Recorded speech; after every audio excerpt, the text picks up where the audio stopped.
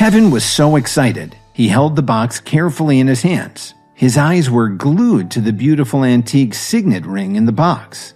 It had an ancient aura, and he couldn't take his eyes off of it. "I'm glad to have found you again, my friends. Thank you so much. Let's have a toast." They stayed up and chatted well into the night.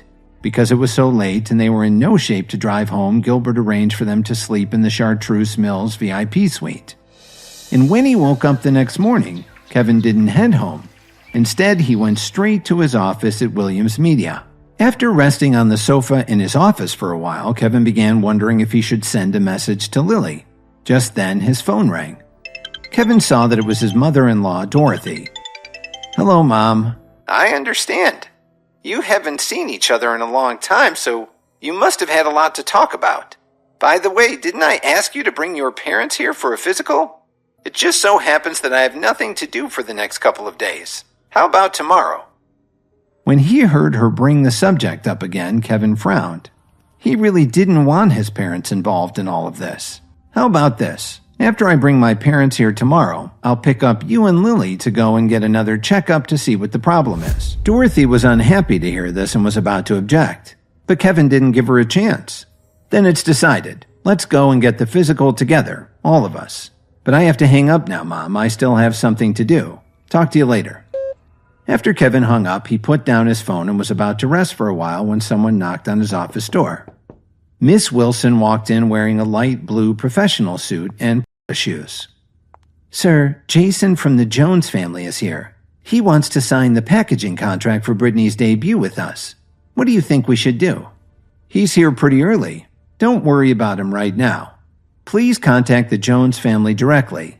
Let them know that, since they've ignored my previous instructions, our agreement with them will be voided if they send him here again. If they want to continue to work with us, then they must ensure that all corporate matters will be handled by Lily and Lily alone. Otherwise, we have nothing to talk about." In the old Jones family mansion, the key players of the family were sitting in the living room trying to figure out how to handle all of this. "We need to make a long-term plan. After all, if they want to cancel our agreement, we won't have a chance in court. If that happens, we'll be the ones to suffer." Grandma Jones was absolutely right. Williams Media was far more powerful than they were. The Jones family had to give in, so Jason's cousin Matilda Jones was chosen to replace Jason. They all wanted her to take Lily's place and go to Williams Media the next day. While this was going on, Kevin spent half a day at his office and then rode home on the new electric scooter that Miss Wilson had bought for him. "Damn it!" Dorothy groaned. Seeing that Kevin hadn't responded to her, Dorothy kicked off her dress shoes and stomped across the room to sit down next to Lily. Lily gave her a puzzled look. "What's wrong? You look like you're mad at someone." "Kevin told me that he wanted to do a checkup along with everyone else. What did he mean by that? Does he think the problem is with me?" Mom, can you not rush things? I have so much going on right now. How could I possibly think about having a baby in the middle of this train wreck?" "You're still not in a hurry? You've been married for over 2 years. The in vitro's already failed 3 or 4 times and you're not in a hurry?" "Let's not talk about this right now." After eating and then cleaning up, Lily lay down on the bed.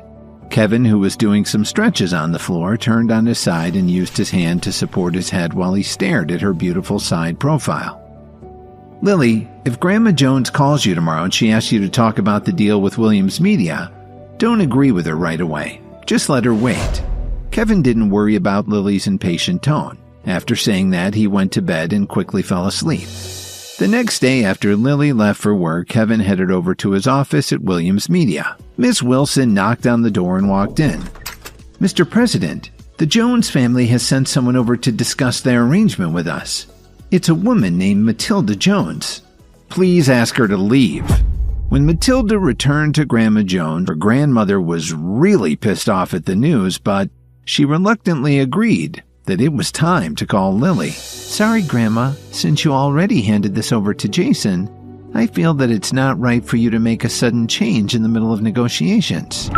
Lily hung up the phone abruptly. Dorothy looked at her daughter in disbelief. On the other side of town, Kevin arrived at the Whistler Hotel and was happy to see that Cook already had a table full of food waiting for him. Kevin smiled as Cook opened the silver lid and took out a small velvet box. He was acting very mysterious. Cook quietly put the box in front of Kevin. "I prepared this especially for you.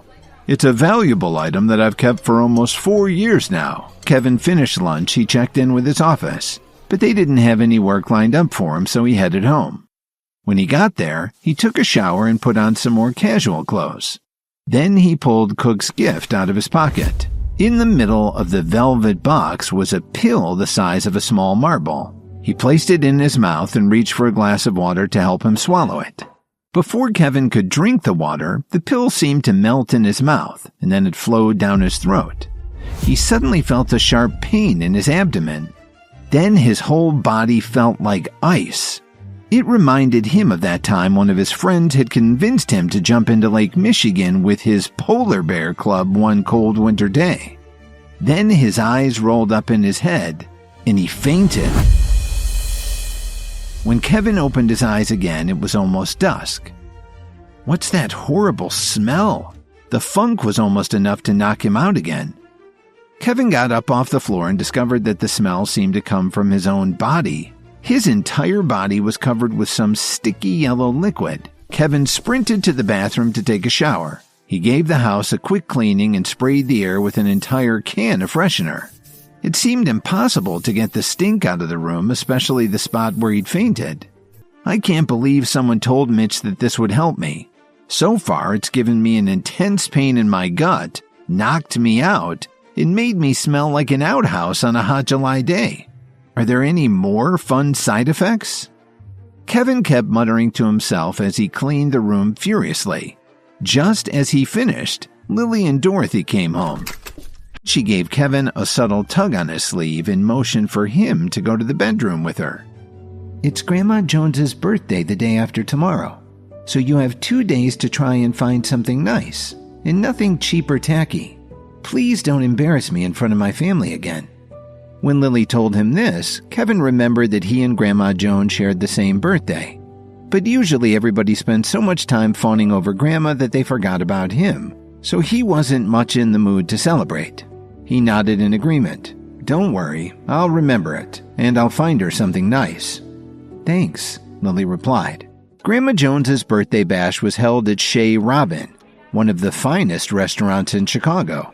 Lily sat next to her mother and saved a seat for her husband. For the past 2 days, she'd asked Kevin over and over what he planned to get for her grandmother, but he insisted that he wanted to keep it a secret. When Kevin finally arrived, Lily saw that he was holding a simple gift bag like you find in a drugstore. This sure ticked her off. When Kevin sat down at the table, Dorothy frowned and stared at the gift bag he was holding. "You could have at least had it wrapped. I hope the gift you picked out is presentable." I didn't have time to wrap it, but the wrapping isn't important. It's what's in the bag that counts."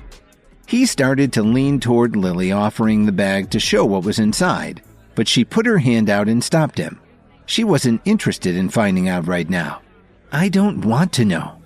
Later, when everyone is giving Grandma her presents, you can take advantage of the confusion and just stuff it into the pile so we're not embarrassed in front of my family. Again." "All right," he said. "Whatever you say." Everyone had already started to give their gifts to Grandma Jones, who was seated on the dais at the front of the room. They were all secretly competing with each other to see who would give the most valuable or rare gift to Grandma Jones. So far, the best presents were the beautiful diamond brooch that Matilda gave Grandma, as well as the antique Victorian bust that Jason had presented to her. Just then, someone walked up to Grandma Jones and announced, "Grandma, Bradley Smith is here." "Happy birthday, Grandma Jones. I wish you health, wealth, and happiness. I'm sorry that I'm a little late. The Dan Ryan Expressway was backed up with the construction traffic. Please forgive me." Grandma Jones knew that Bradley had always been interested in Lily. If only she had been able to match them up a few years ago. But instead she had married that failure Kevin. "Oh, I understand. I know you have a busy schedule. It's very considerate of you to come to my party." "Actually, I'm not just here for your birthday. There's something else." Grandma Jones, I want to ask your blessing to marry Lily. Bradley, you do realize that Lily is married, doesn't that bother you? Grandma, I'd like to ask Lily to be my wife. You know I've always seen you as my very own Grandma. Please say yes. The whole time he was saying this, Bradley was acting like Kevin wasn't even there.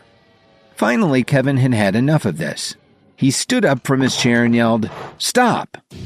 What the hell is wrong with you?" Hi, Kevin here. If you are wondering what happens next, then download the Pocket FM app and listen to the exciting episodes of Insta Empire now with the link in the description.